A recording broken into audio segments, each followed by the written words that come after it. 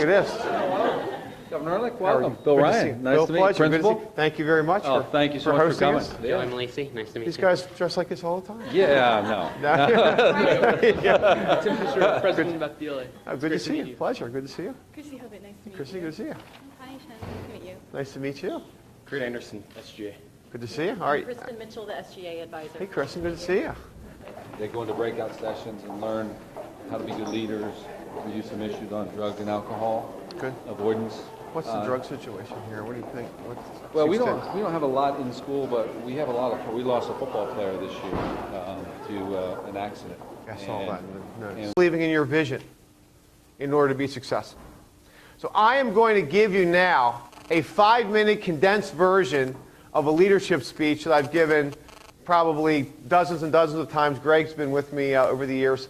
And this speech has evolved, and I'm going to give you really the Cliff Notes version. They still have Cliff Notes, by the way, is it? But nobody uses them here, right?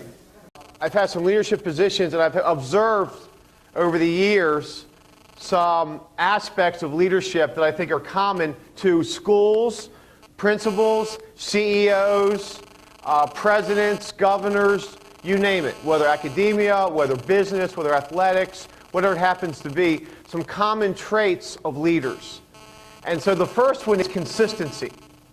I think to be a leader, the people that work for you or report to you, or the folks on your team, your captain, whatever it happens to be, have a right to expect a consistent behavior from you, a consistent approach to every day, that there's less drama every day. Oh my God, what mood is he in? The second is easy, and you all know it. It's mental toughness. Now, there's a big difference in life between losing and being defeated. In life, you will lose a job, potentially. You will lose a game. You will lose that person you want potentially to marry you if you don't do the right stuff and but that's another story. You will lose. You will hear no. You will hear no sometimes in life. And how you deal with it, obviously, is what marks you either as a leader or not such a great leader. Losing is part of life. Being defeated is unacceptable. Because being defeated means you've been defeated. That you don't think you can come back. That woe is me. That, oh geez, I'm just going to go hide myself under the covers because we lost that game, or I didn't do so well in that test, or whatever it happened to be. You're going to lose. Never, ever be defeated in life, ever, at anything. Okay? Promise me that. Integrity. Now, everybody talks to you about integrity and all that and honesty. The best definition of integrity I've ever heard is doing the right thing when nobody's looking. Right? That's you on a task alone and nobody's watching you, and you could cheat. That's you at a meeting you're supposed to go to, but if you didn't go to, nobody would really know except you.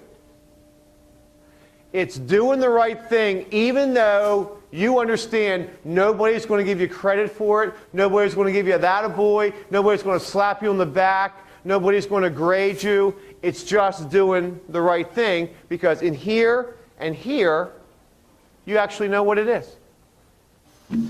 The fourth is risk-taking. I don't mean stupid. I mean safe is boring in life.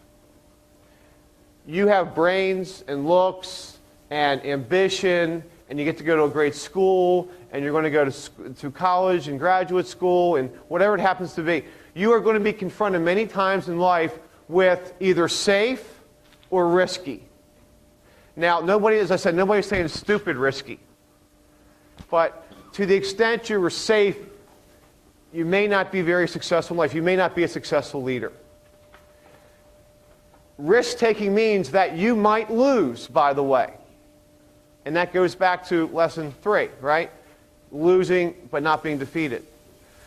Very successful leaders, from George Washington to Churchill to Vince Lombardi, lost a lot. Wars, battles, games.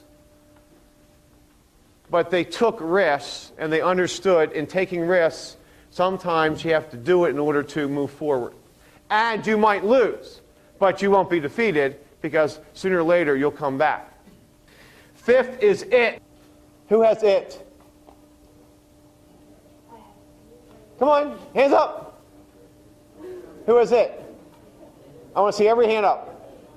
I think you have it or you wouldn't be sitting here. You have some degree of it, some degree of charismatic appeal, some degree of telegenic something in you that gets other young people your age to watch you, to emulate you, to follow you, to want you to lead them. Whether it's in the classroom, in the arts, in athletics, whatever it happens to be. It's a combination of everything else, by the way, of consistency and integrity and honesty and risk-taking. It gives you that certain thing that people will respond to when they see you in action. They have to see you in action in order to say, hey, that person, I think I agree with that person. I think I might want to follow that person. I think that person has the right stuff. The sixth is discipline. Boring. It's that extra set of weights in the weight room. It's that extra book you read over the summer. It's that dance you don't go to, even though you got a hot date, but you have to get that project done. It's that whatever it is. It's that extra hour, that extra day, that extra exercise, that extra, and again, nobody's watching you. It's that extra film you're going to watch preparing for your opponent. It's that extra AP course, whatever it is. It's that extra fill in the blank.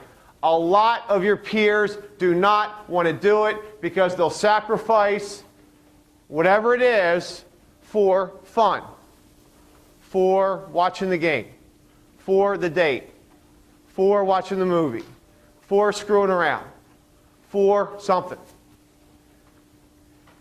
Leaders don't. Leaders do things to prepare that other folks say they want to do. Everybody wants to be the starting quarterback. Not everybody's willing to put the time in to do the drills, to do everything in order to achieve that status. Everybody wants to be first in the class.